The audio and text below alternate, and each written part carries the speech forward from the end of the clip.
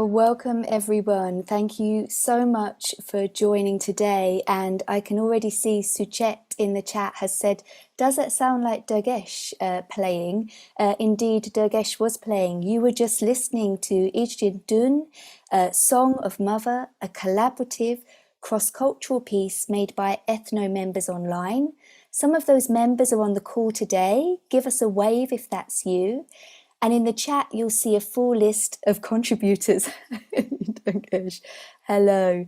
Thank you all so much for joining today. We are delighted that you can be with us for this Ethno Research online event to consider music making for intercultural understanding. This event is part of the dissemination of Ethno Research. And Ethno Research is a 4-year research project exploring the subject of ethno, comprising of an international collaborative team led by Professor Lee Higgins. And there are members of that team on the call, so please also give us a wave if that is you. Not everyone can be here, but great to see those of you that are. Ethno Research was made possible through a grant from Margaret A. Cargill Philanthropies as part of a wider programme of development for the Ethno programme worldwide. And you'll be able to see a link coming up in the chat to the Ethno Research website, which has publications arising from the research and a really cool historical timeline where you could whiz through the ethnos of the past and those that have happened more recently. Thank you, Millie, for popping that into the chat. So we're super happy to have 3 brilliant people guiding us through today's conversation. We have Concepción Neuling from Ethno Chile. Give us a wave, Concepción. We have Durgesh Kanwal from Ethno India. Hi, Durgesh. And Huib Schippers joining us from the USA today. Yeah, I think that's it. I think we'll go to the session overview, if we can see that in the chat. We're going to start to really ground us in the practices of ethno. We're going to start with a short video clip made from the most recent Ethno USA, which Huib was at. And then again, to ground us in those practices, Concepción from Ethno Chile and Durgesh from Ethno India will talk about intercultural music making experiences from their ethno experience. And then Huib will move to guide us with the conversation from the Ethno Research outputs.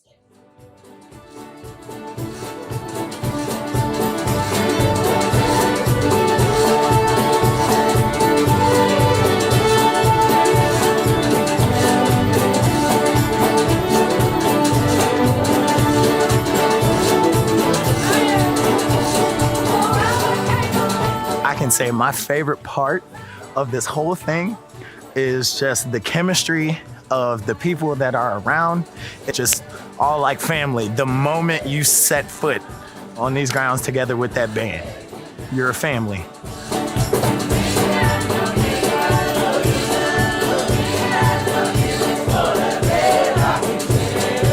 I feel like that's been a really special part of this experience, is getting to know people through their music. And I think everyone's done a really good job at bringing tunes that really reflect who they are and reflect their cultures. We're looking for humans who want to make music together, and all sorts of different humans that want to make music together. Me as a mentor, be the voice from my country, my little island, is quite an honor for me.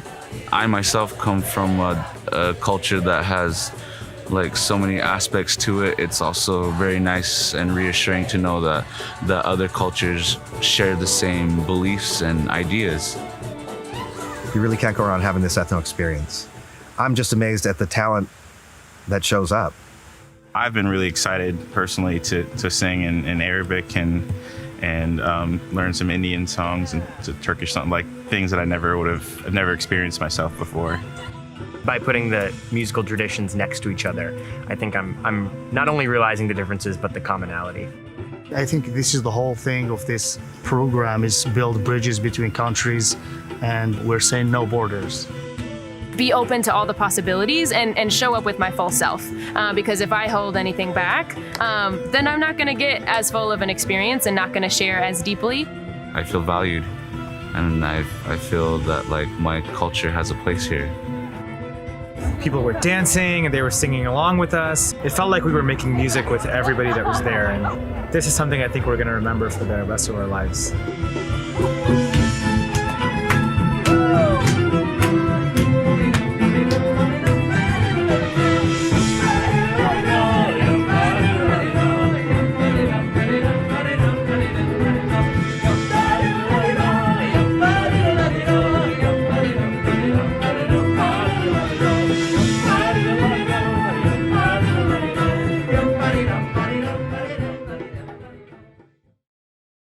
Well, as we can hear there, lots of people in that, the first ever ethno in USA, talking about, you know, their cultures, feeling valued there, having different experiences.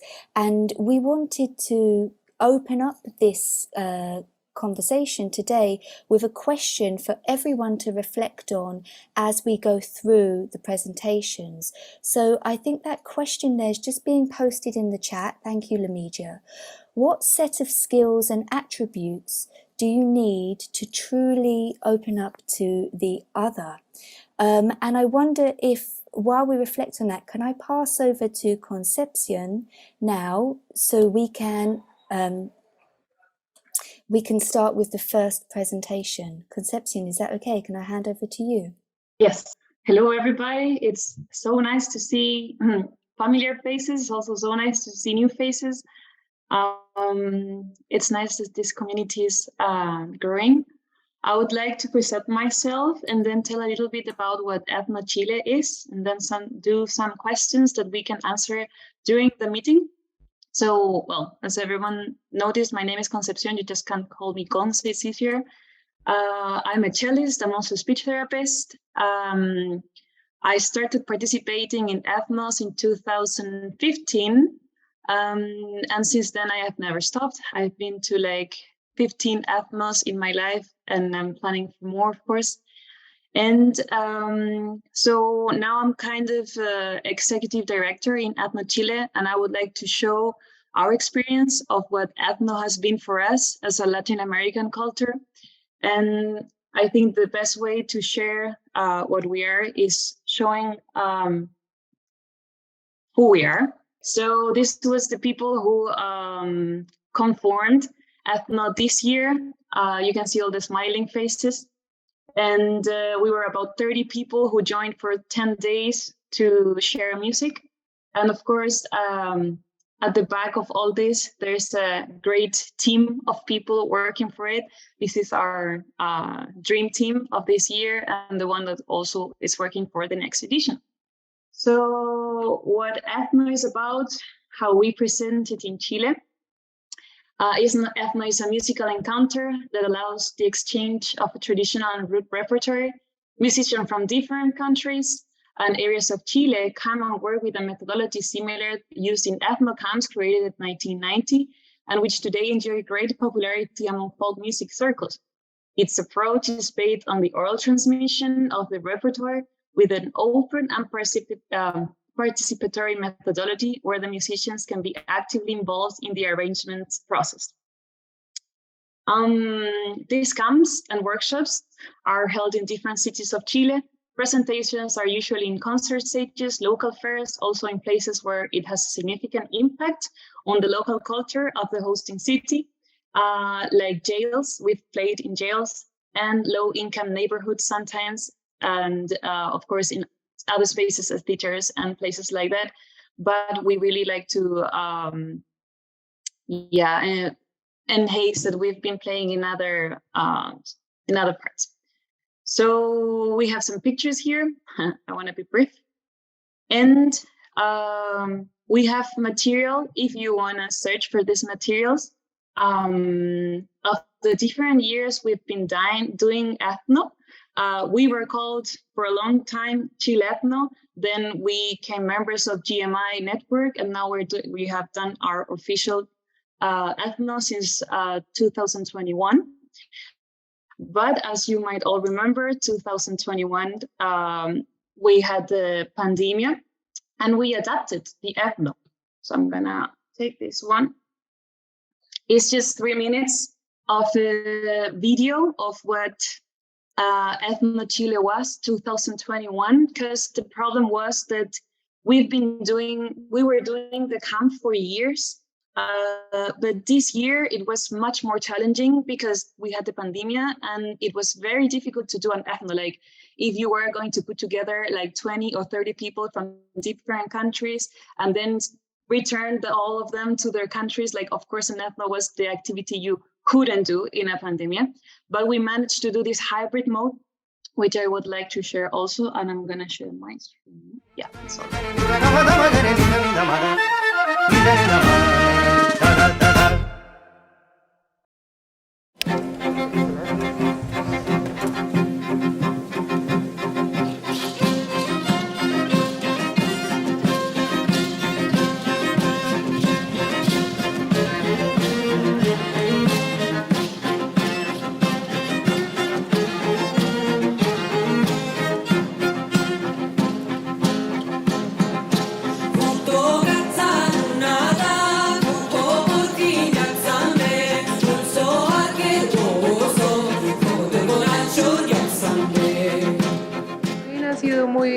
Muy enriquecedor, que siempre salgo con mucha energía, con mucho conocimiento, con experiencia de buen trabajo en equipo y eso.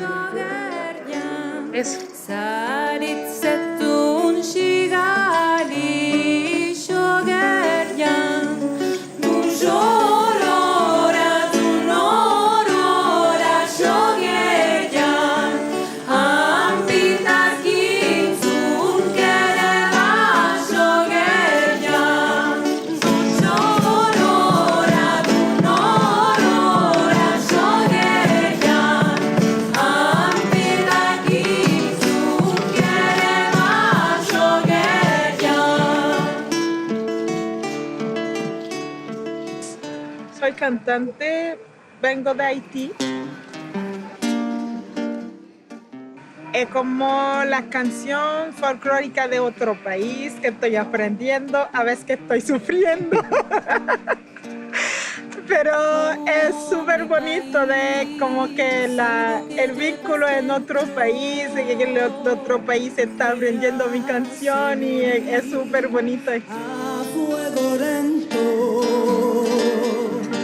cuando vuela en pedazos cada ciudad, cuando el veneno blanco se va esparciendo, cuando en tu nombre reina la impunidad.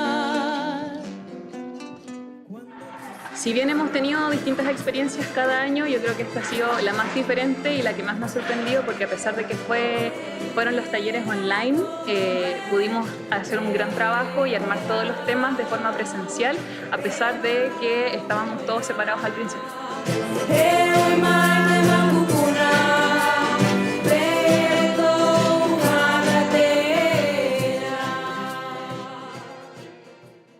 So as we have very, very little time, I cannot show the whole video. There are more interviews there. But I would like to share that this experience for us was kind of open-minding in the way that we realized that we could really adapt the experience and to keep having the magic of it and what it was really, that was like music sharing and connecting people. Something that's very important to mention of this event, especially on this one, is that all the people who taught tunes were women. And we want every year in Chile, we try to every year have like a different topic to work on. This year was apart from like doing it online and hybrid mode, was enhancing a lot women, and of course also like the tunes were a lot of women composers also. This year, our approach was like music from Latin America or America in general. We had different people from different countries. In Chile, it's very difficult to get people from other countries because we are kind of the ends of the world for some. And it's kind of difficult to get people to come. So this year was kind of interesting because we had more people from Latin America, which make it very nice. And as we have, and this is something that I will also want to put as a question, as we have people, as it is difficult for us to have people from different countries, we are getting more and more people from Chile, which were not born in Chile, in the ethno, which is making us think a lot about how ethno can be also a kind of way of understanding migration processes. Because in this year, for example, edition, we had a person that she was from Haiti, and for her, the experience was super, super overwhelming in the way that she had not connection with music or with other communities, musician communities. And she told us that this experience was very important for her. And it is very, for us, it was like also important because most of our participants, they come from abroad and then they live. But when they stay there in the country, then you keep the connections. So this was something very interesting. Yeah. That also, yeah, that we have also other people from the team connected that want to mention that this year we did the broadcast. We did the ethno like as other years, like on normal basis, but we also made a stream, like a live stream of the ethno, because we didn't want to lose what we won in 2021 when we did the camp, when we did it like in this hybrid mode. We did it again, like with a normal basis, like with the camp, but we put cameras to the workshops, and then we included people from other countries, which was also super, super nice because we get participants that had disabilities. That was something that we've never experienced in our ethno before. So there was, for example, a blind person from the US who participated online. And it was very interesting to see how these camps are also growing into the next step, because there are now other processes like ethno family, ethno kids, maybe going to a way of ethno inclusive. Yeah, so I have some questions that I would like to leave in the chat. I will tell them here and I'll write them later.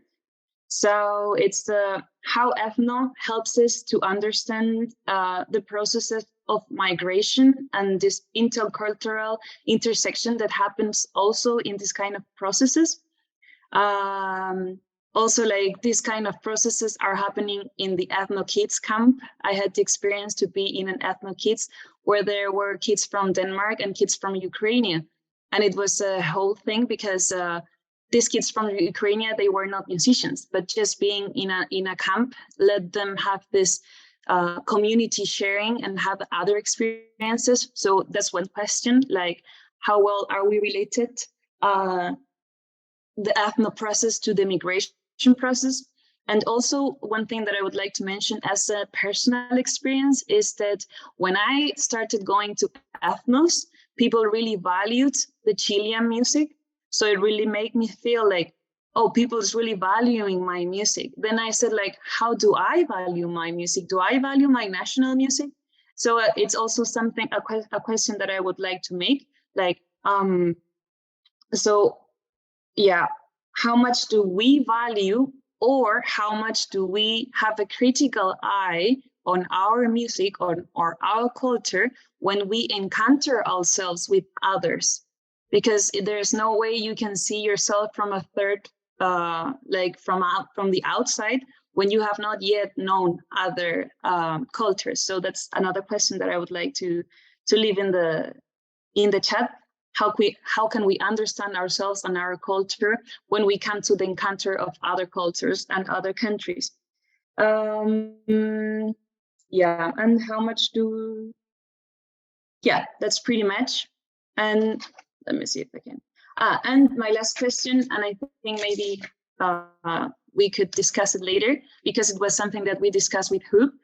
It's how this kind of ethno formula can be included in education, because it's a process that we also see it works, but how can we get it out of the ethno sphere? How can we just expand it a little bit more in the way that it touches more people, that the same participants, in the way that it touches more people that the participants that are going? How do we get it to expand and to impact more and more people in different situations, in different contexts, and whoever gets in touch with ethno, non being a participant? Yes, that's all. That are my questions for now.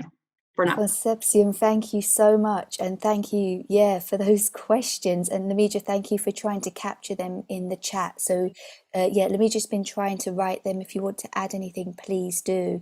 Durgesh, can I pass over to you? Concepción will reflect on those questions when we come to our group discussion. Thank you. Durgesh, over to you. Hello everyone, my name is Durgesh Kanwal and I'm from India. I'm a musician. I play tabla, Indian percussion, and a little bit of this and that, and Arabic instrument, darbuka also. So, actually, I'm a Ethno India project coordinator also, just to mention this also. So, I will put my questions first, then I will explain them, and after that, I will ask your input about those questions. What I am going to present, what I feel about those questions, and then you can give me your inputs. So my questions, I have 3 questions. What does it mean to you? What is intercultural music making? Thing is, how ethno as a mindset, opening a new mindset. What does that mean? Like, and newness and creating together, newness and creating something really amazing together. So for me, is intercultural music making is when elements from different culture are integrated musically. It doesn't matter if it's between 2 countries. It can be in, like, I'm living in India, so we have different cultures. So like Indian, like South Indian music, North Indian music, when we collab together, because it's totally different. When we collab together and create something new, we share our idea, we share our mind thoughts, beauty of our music repertoire. So that is, I think, that is for me, it's musical intercultural, like intercultural music making is. And it's a really amazing way to build a strong relationship between people and build a respect and understanding for each other's culture, which is really, really important these days. Nowadays, everybody knows what's going on, like in the name of cultural differences. So, and I think ethno has played a really, really important role in by bringing all the people from all over the world together in one place and making them experience different elements of music, different elements of culture, food, way of dressing, and languages, for example. So it's about, like, when we do these kind of gatherings, it opens up our new mindset. Like, I live in India. When I'm traveling to an ethno and I meet so many people different from different countries, and I have no idea about that. When people share their thoughts, when people share their cultural things, and like, okay, oh, you do this in India. Like, if, for example, if I'm sitting on the food table, I'm eating with hands, and people eat with the spoon. So this is something really interesting. Okay, why people ask me why you eat with hands, and when I explain them to you, they really get connected with this. Sometimes people really get fascinated with these ideas, like what are the ideas behind it. And of course, for example, like it's creating, adding a newness to your music also, like for everyone. I went to Spain, like in August. I was, and some of you were there. and I met a really amazing flamenco dancer there. So we exchanged our music. We were talking. We were like sharing our like music also, or not only music, about our food also, about the culture also. And I was all the time I was trying to understand. Okay, like she is amazing. She can do so many great things, and I can connect with you because I play tabla and I play with Kathak dance, and I can find some similarities. And in between, I was trying to like find myself into that and add some elements from that music, that culture, that dance form into my music. How can I collaborate? How can I add newness to my like whatever I'm playing, what music I'm playing? So this is really beautiful, because when participants travel to the like when we make this kind of cultural sharing, through music, it's a really good thing for them to explore new beginnings with their music, like the original traditional repertoire. And sometimes people has language barrier. Like I'm not a really good English speaker, and when I remember when I went to first ethno, I was not able to communicate with anyone, and people felt like this guy is very shy, he doesn't speak. But I was not shy, I was not able to communicate because I have no idea about English. It's not my language. But I felt really good when I played my music. I played tabla, and I was able to communicate through my music, and I was able to share my culture, share my thoughts, share my feelings, share my emotion through music. This is a really amazing thing. I know a little bit English. I can communicate, and this has happened because of ethno. I learned English in ethno. I never learned from anyone. I haven't done any tuition or something. So this is also really important for me, because it is about sharing your things, sharing your thoughts, sharing your culture, sharing your language, sharing your food. So this is very I really find it amazing. So and some people are very shy also, and when they do that, when you travel to ethno, and ethno ethno USA, there was a guy who was saying, okay, it felt like family. Ethno felt like family because we have a family feeling in ethno.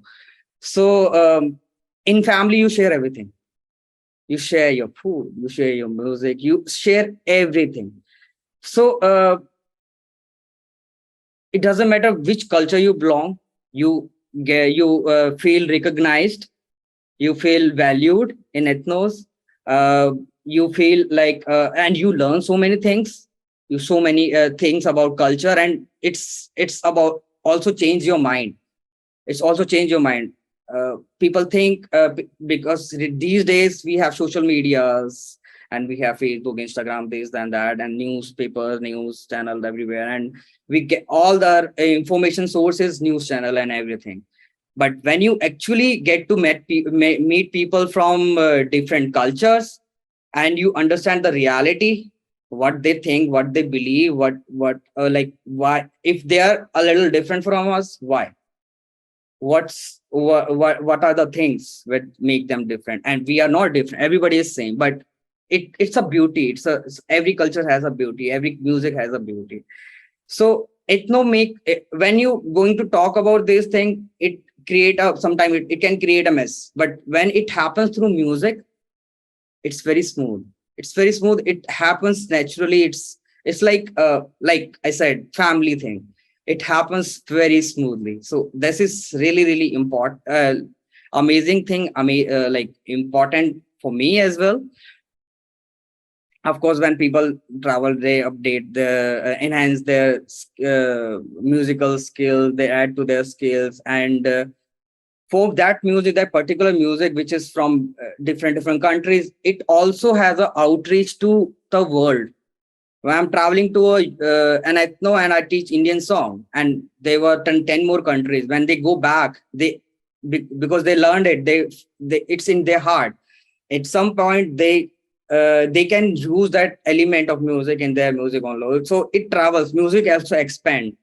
That culture also expand. So this is really amazing. And why we need that, why we need a intercultural music exchange.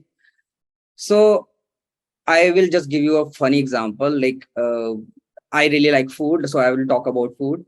So Indian food is very very famous, like dal makhani, uh, uh, shahi paneer, or naan, or samosa. So when I was traveling to Ethno, actually I find everybody knows about it. And when I get a chance to taste that food in that country, I found it a little different from here, because that food has an element of that particular country, that particular place also. And same for us, like we have Western food like pizza, pastas, and blah blah blah blah. So when you come to India and you try these food, you will find out really really different elements, because we add Indian spices, mix it up with tandoor or something. We made it like this. So this is about food. Like for example, it's food. So it happens. Same thing happened with the music. When the music travels, things are added there and it becomes something really new. And this is, I think, I'm not very expert in genre, but this is how a genre developed, and this is how you can share the beauty of your music to the world. And this is and Ethno is a amazing platform to spread that feeling to the world. Durgesh, thank you so much. I think that's a beautiful place to stop, actually. And thank you for kind of raising issues of relationship, connection, how we might share with each other, and culture as being a multi-dimensional thing. You know, there are many different parts of culture to throw in the mix to our questions and reflections on music making for intercultural understanding. Really appreciate that. Huib, can I hand over to you now? Is that okay for our final presentation before we open the floor to discussion? By all means, and I'll try to be brief. What a fascinating call this is, and it's amazing that more than 50 people are joining us from all over the place. I see that Magnus, who started all of this in 1990, is on the call, which is amazing. We've never met, although in 1990 I started the World Music School in Amsterdam. I'm not part of Ethno. I am an independent scholar, and I've done a lot of projects since the 1990s in this kind of work. And when I was asked to be part of Ethno Research, I must say I was quite critical, because I've heard many stories about how there's these musical projects that make the world a better place and create world peace. And while I would love to believe that music makes world peace, not all music making immediately leads to that. So I was quite critical at first, but then I'd heard from people that were part of Ethno, and as you just heard from Concepción and Durgesh, the formula is particularly powerful. So I was invited to go to Ethno USA and to study the pedagogy there. It was the first Ethno USA. It was a very, very diverse one, as you saw from the video at the very beginning. And I saw my skepticism slowly dissolve as I saw the interaction between the people there. And my skepticism doesn't dissolve that easily. It's very dissolvent proof. So why does this work? And why does it create an environment in which there's a real intercultural interaction? Because when I was getting into this work, and I'm sure that Magnus will remember this, people put a didgeridoo with a symphony orchestra and said, this is an intercultural meeting, or you put a djembe with a pop band and you say, this is an intercultural meeting. To me, those are very superficial interventions that do not really have long-term effects.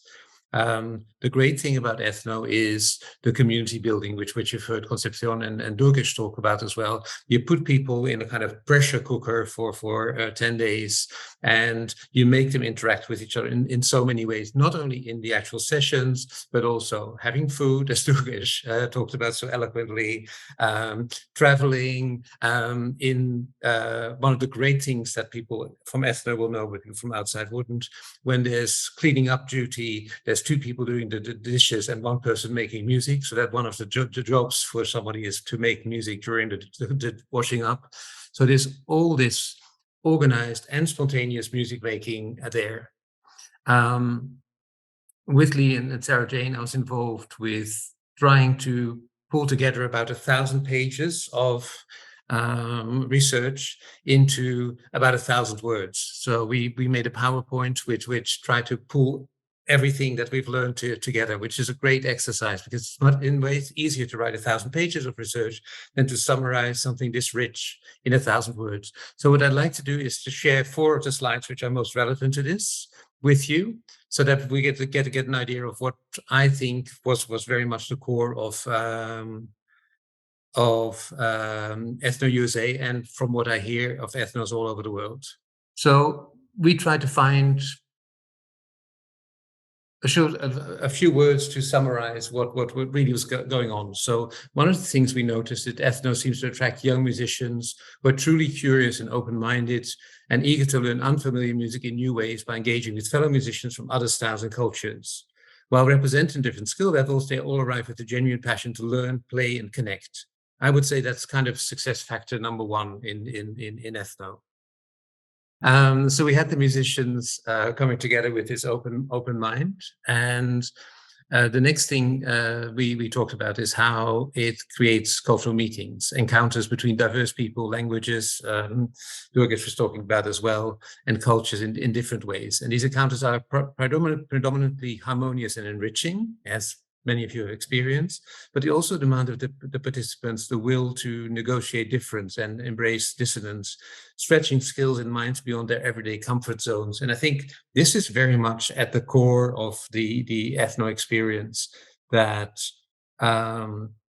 it's very easy to get together and say, oh, this is great. But where it becomes really interesting and your understanding expands in what we call cognitive dissonance, which is then resolved if you find things that are difficult, which are either musically difficult or socially difficult. And one of the things that I think works really well in the ethno formula is to make people grow in that particular way, which I think is much more interesting growth than just adding interesting musical sounds to things. The intensity of the gathering quickly leads to a sense of community, of family, of tribe, and I think both Concepción and Durgesh mentioned this. Most participants comment on how quickly close and selfless relationships develop at Ethno, and how they recognize more similarities than differences in culturally diverse groups. These connections reverberate long after the gathering, forming a powerful global network through face-to-face encounters and digital platforms. And those of you who have been part of Ethno will recognize this. What I found really striking is that while musicians tend to be quite focused on their self, I mean, you're a musician because you're on stage and you say you've got something to say. In Ethno, I've seen many musicians put themselves on the back burner in service of the group. And that is something that's really quite beautiful and amazing to see. So the way that Ethno is structured, the dynamic way in which Ethno is structured, is very conducive to participants gaining a profound appreciation of other people and their cultural background. And it goes beyond limiting prejudice. It involves valuing others for who they truly are, being present with full attention, and in that way, participants jointly build a learning community that will enable them to approach people and situations after the gathering with greater understanding. So it's kind of easy to keep things polite and good while you're together. But if you learn skills of understanding of other people, and we've heard in Concepción's video and in Durgesh's talk, some of that, you build skills that are transferable skills that will work in other situations. I think we should still not, so these are really, really valuable and really, really deep things. We can actually go back away from the slideshow. That was the slides I wanted to show. Thanks, Lee. So it's not only the gathering itself, but it's the understanding that builds there. And then my question is, what are these skills exactly? And I think we've heard in all three presentations some part of that. And also, how can you build that into society at large? Because in a way, ethno is preaching for the converted. So the people that come to ethno, they don't have to be convinced that music from other cultures is interesting, because that's where they're there. So how do you bring that out to, as Concepción mentioned as well, how do you bring that out to other teaching situations, to other situations in learning, to other social situations, if you like? So to me, the most interesting question is, how can you replicate some of the things that ethno creates by this pressure cooker environment into other environments, which will be useful for society at large? Because between the 50 of us, the world's not doing too well at the moment, and we need good things to happen in the world. And these are things that can contribute to better understanding. We see understanding breaking down, causing all kinds of trouble everywhere in the world. So what can we do to make these things not only work for a small group of musicians who are convinced that you need to work together already? How can we bring that out into formal education, for instance, because everybody goes to school? How do you bring it out to schools? How do you bring it out to conservatoires and schools of music that can then spread it further? How do you bring it into community music settings? So to me, those are really, really fascinating questions that came out of this. And that was my very short but very brief presentation. Thank you. Thank you so much, Huib. We were going to go to a conversation now, and we were going to have some general time where Huib, Durgesh and Concepción might talk together, but I sense there are questions in the Zoom room, and there are people that want to ask some things. I wanted to kick off the discussion by maybe asking you, Huib, about the question you pose. So you're asking, how might you replicate some of the things that ethno creates into other environments that will be useful to society at large. I'd love to hear your hunch about that. And I would also love it if, as a group, anyone had any responses to Concepción and Durgesh's questions asked earlier on. We'll pop those down in the chat so you can see them. So Concepción was asking about issues of immigration and intersectionality. Durgesh was asking about newness. There's lots in there, so I'd like to not skip over those. If you do have a question, just raise your hand or put it in the chat. It'd be great to hear from you. But to start, Huib, I wonder if you can respond to the question you've posed yourself, if you've got any hunch at this early moment. Yes, it's very early here. But yes, I do. And there is experience. I mean, there's ethno kids already. We know from research that children under 11 years old have no prejudice. So prejudice settles in people at 11 years old.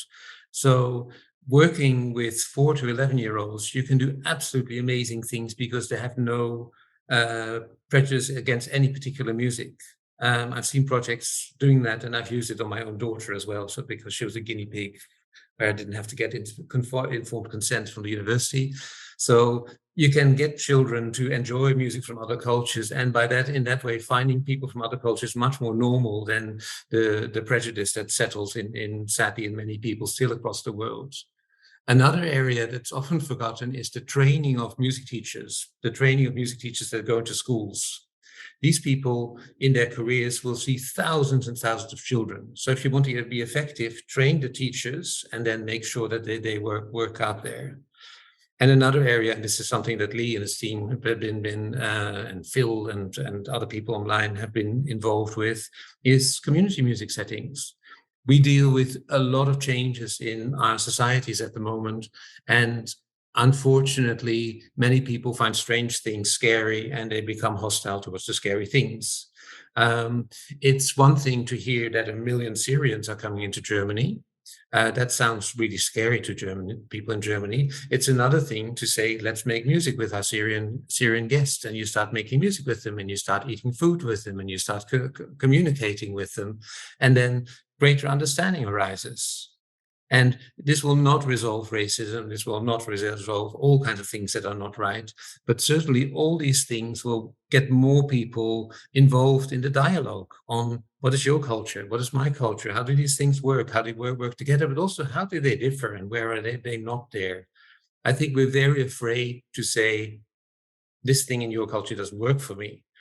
But because we do that, we have no courage to say, we can get together in this area.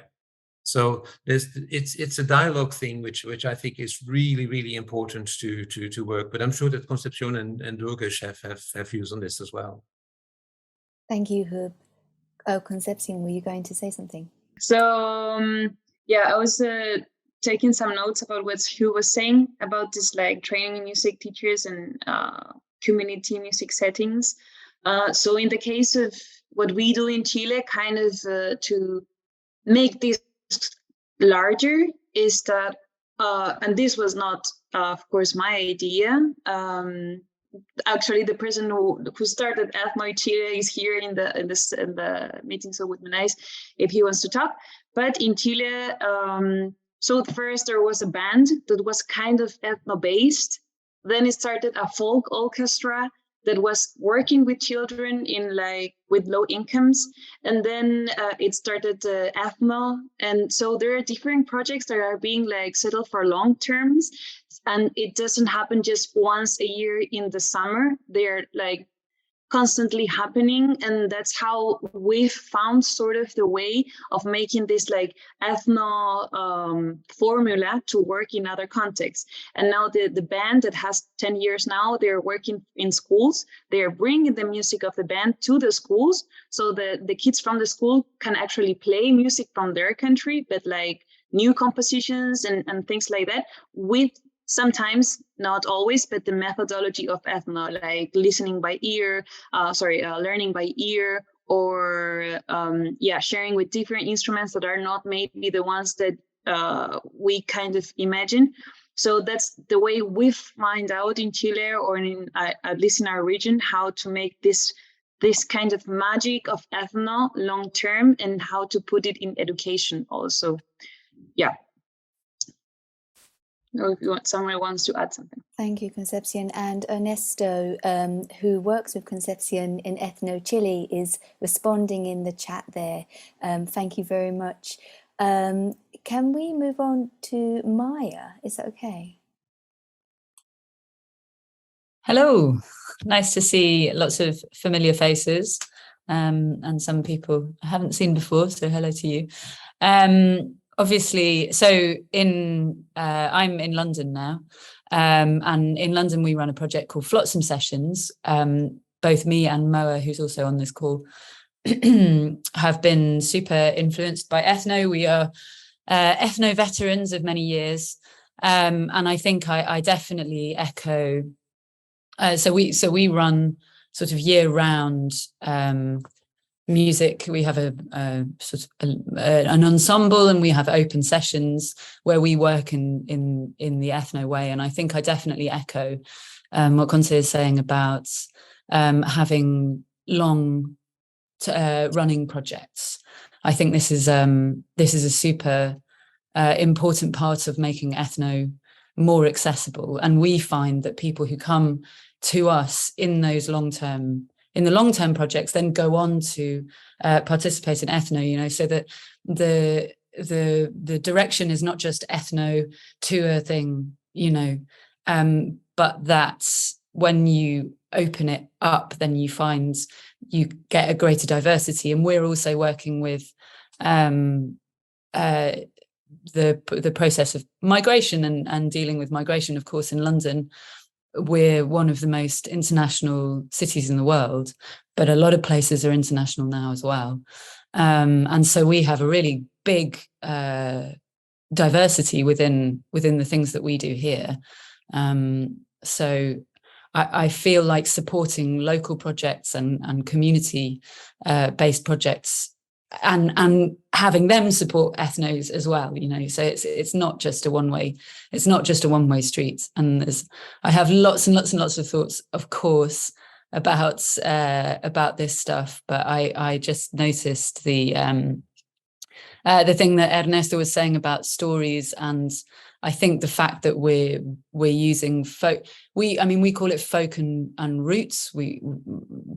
To think about things that are connected to people, and that's really for us. I think it's very much that it's human, very human way of making music, and yes, I encourage anybody who's ever in London, come and visit us and come and play some tunes with us. We'd love to see you.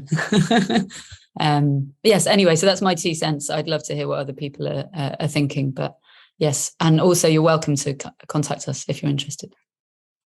We hear lots of good things going on, and networking in the chat is very welcomed. I like your point, Maya, about being human, and I wonder if for intercultural understanding, if we can think about the music, the ways in which music making might enable us to be human, or the ways that we might be dehumanized in other spaces. So thank you. I'm going to pass over to Phil. A lot of this, I should say, there's a lot in those reports, and I'm trying to step back from airtime. I'm really trying to not point to the quotes that I have in front of me, because there's so much there. They're so rich. They're really delving into the intricacies of how intercultural understanding is being experienced for the participants of Ethno. So I really encourage you to go to those, but I'm going to stop speaking now and pass over to Phil. Thanks so much, and thanks to all the speakers for really inspiring presentations. And it's not a project I'm very familiar with, but it looks excellent, it looks amazing. The thing I want to pick up and kind of push a little is Huib's point about what times we're in. We're in pretty critical times globally, and not times of convergence, but actually times of divergence, dissonance, and I don't know what the third D would be, but it's pretty depressing. So I'm wondering, with this really wonderful project, people are having the times of their lives, they're learning skills about how to communicate across the world, and across worlds.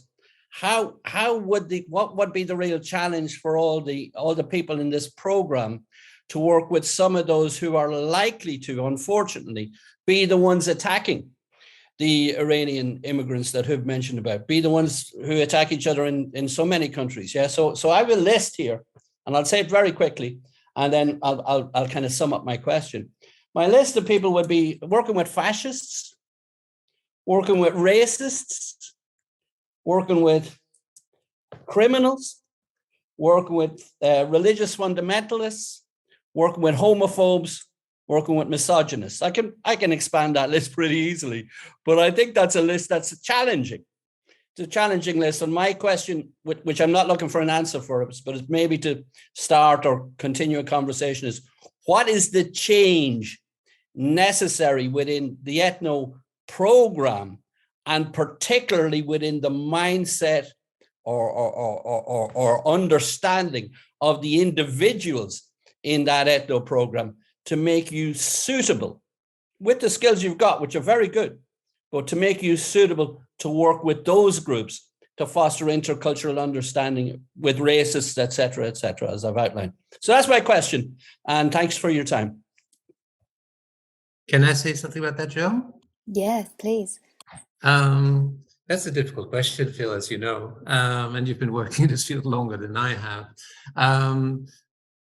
I think there's two things you can say about that. Going into a racist gathering or a Ku Klux Klan summer camp and saying we're going to do intercultural songs is not likely to work very well. Oh, that's a lovely image. What I think, the way I see it, Ethno is becoming, with all the ethnos that are happening there and the thousands of people involved now, there are nodes across the world now of people that do good things, and these nodes can slowly grow. So I think the counter movement to what we're seeing happening in the world at large is to build nodes of strength and understanding and expand those.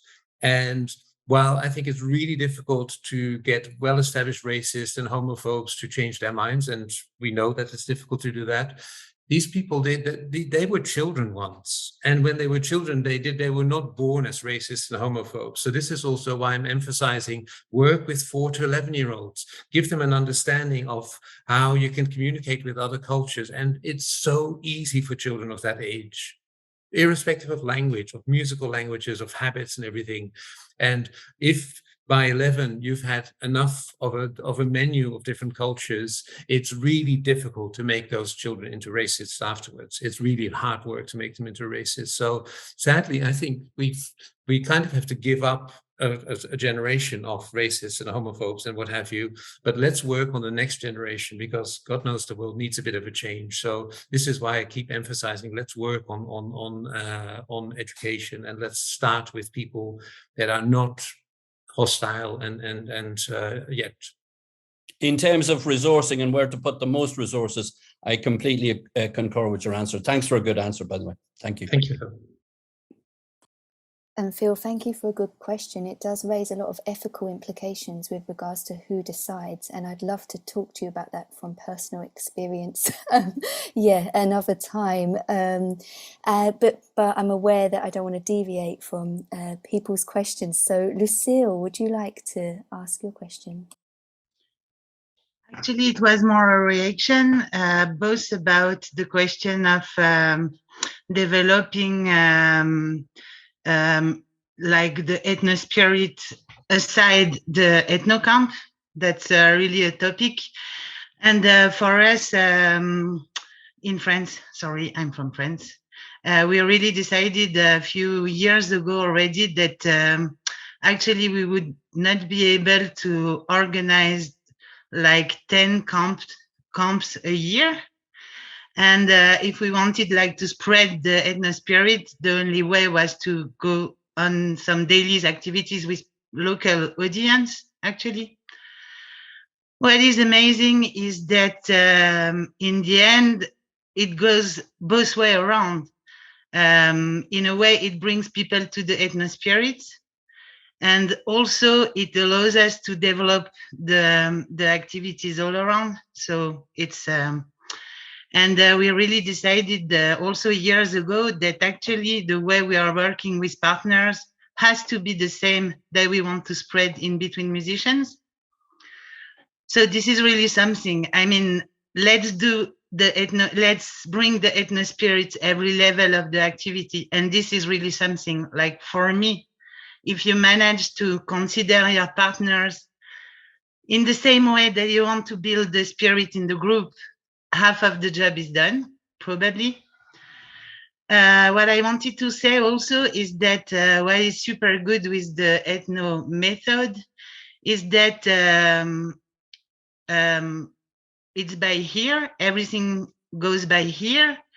So it allows non-musicians to also go to the point somehow. I don't know if it's clear, but so you can do it like with a lot of people. And I'm not sure that, okay, we really can go directly to jail or to disabled persons or things like that. But somehow, if you think about few adjustments, it will still work. Yeah, that's it. Lucille, thank you so much. And as you were talking, Magnus was just typing about the Swedish experience for 30 plus years of noticing that. And Magnus, I do invite you to speak if you'd like to, but I think Durgesh might have a response to Lucille. Was that right? Yeah, it's a little connection, something came in my mind. Like I totally agree with Huib, if I'm able to pronounce your name correctly. So yeah, we should work on the like coming generation. Of course, the generation already educated, because it's not their fault, because they are educated about this like cultural differences and this racism issues, and it added into their culture studies as a thing. But when Lucia was talking about, like, of course, if we are having a camp, how we can educate those people, like not the like the those people who has this kind of issue, like racism issue, and people I hate this culture, they had this culture. So we can let them experience the camp, We can let them experience the camp and then decide, because people change. It happens. So it's not about educating one person. If you get if you educate one person, their family, their friends, they spread their this vibe that, okay, I went to this camp, this ethno camp, and it has this really amazing vibe, and I was used to think about this, like I had a different mindset. Now it's changed because I have experienced that, and it's not that thing. It's not that I learned about this from my entire life, but because I get to experience that person's culture, or like I met this guy and he's from this country, and I really like to meet him. I really like him. So it travels through that one person to another person, and people, it gets spreaded, and people from around his family, his friends, and everybody joins. Everybody agrees to that, and they come experience ethno, and they, okay, yes, you are talking about, it's the reality you're talking about, and they educate their kids also. So kind of they the coming generation is also educated, and that person is also educated. So it can happen through attending a ethno camp, or it can happen through attending a small gathering or experience in ethno. Like in Ethno India, we were planning, we can call people to experience how ethno is organized in one day. Come together and let's see how the Western culture is, how we are making music, what is the structure. So the motive behind that is so many things, but this was also part of it. So that you can open your mindset out of other people also, not only the participant or the people, the audiences also. So I think there's a possibility to change their mind also. Of course, it's very hard, but it is possible, I guess. Thank you, Durgesh. You're leaving us with some optimism, and Holly's agreeing and saying hopefully the ripple effect will work. Maya, sorry to keep you waiting, and then we will be stopping the call soon. So if you've got something to say or a question, please do let us know. Yes, it was just a sort of quick reaction to that question from Phil, and I think Durgesh and Lulu made really excellent points, particularly that I think we have to be careful in the ethno world to think that we have the solution, and then all we have to do is show people what this thing is. But actually, it's so much about people, and that it comes from different directions. I think that's really very important. It isn't that we have one answer and then we can just put it in a different situation and it works. The point is that it changes with people. And I would also say that I don't think that it maybe, I don't find it very helpful to think about things in terms of labels, because we're then separating ourselves from racists or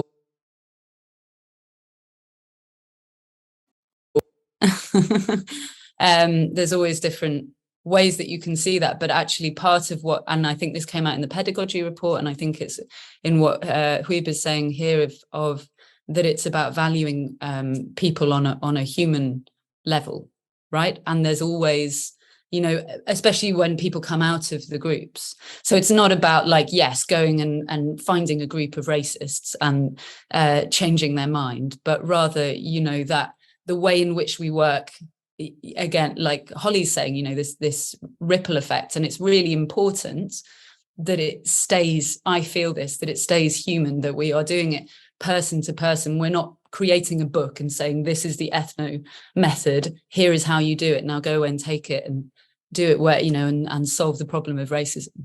So I just I wanted to answer that. And I also just a quick note to say that, yes, it's great to work with children.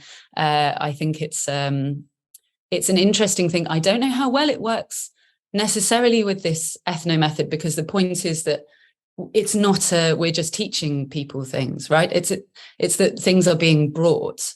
And so actually, I think there's a massive value to working with older people. And I know in ethno, we focus on the under 30s, but in, other projects, we also are able to work with older age groups. And you know, the oldest person in Flotsam sessions is 80 something. And I think that we are not static. You know, there's always potential for change. And there's also a lot of focus on children and children's education, and not so much focus on maybe 30 to 50 until, at least in the UK, I'm speaking for here. But not to say that we shouldn't work with children, of course, Huib, sorry. But there's also there's value all the way through. Yeah. Thank you, Maya. We are coming to an end now. Magnus, I'm aware that you've had a comment in the chat, and I wondered if, you know, having kind of been so important to Ethno, whether you'd like to say something towards the end of this call. Yeah, I'll pass over to you. Well, yeah, I am. Not really. I wanted to comment that not only the new ideas, but also the continuity of Ethno is of value, because all these hundreds and hundreds of people in Sweden who have been participants in Ethno are now on many of them very strong positions in music society and society in general, and it has effect, not revolution, but it has an effect. And we have noticed that with the right-wing strong political powers that now are awakening, we have noticed that this has had an effect in the resistance, for instance, against that. But this is only a small part of what we are talking about, but it shouldn't be forgotten that continue to do this also has an effect. And then you can try to discuss other activities. No, I have experienced this, what we have talked about in Ethno, but also in other music circumstances. I think it's a personality thing, and I see it's very difficult to understand how we can create new models, but because it's so deep into mankind, is what we talk about, the openness and the generosity and the curiosity and things like this that has been said. So I just wish for the strong powers to continue and develop, and I'm sure they will. They are unstoppable. Thank you, Magnus, and that brings us to a lovely closing point. Thank you. I agree with those posting in the chat saying it would be good to talk more. Please do feel free to connect and share emails between each other, and also to point to Lee's comment. Yes, I agree, Lee. Please do engage in the full reports. They're all available on the Ethno Research website, and there are some substantial responses to the comments and questions we're discussing today, and there'll be animations to follow.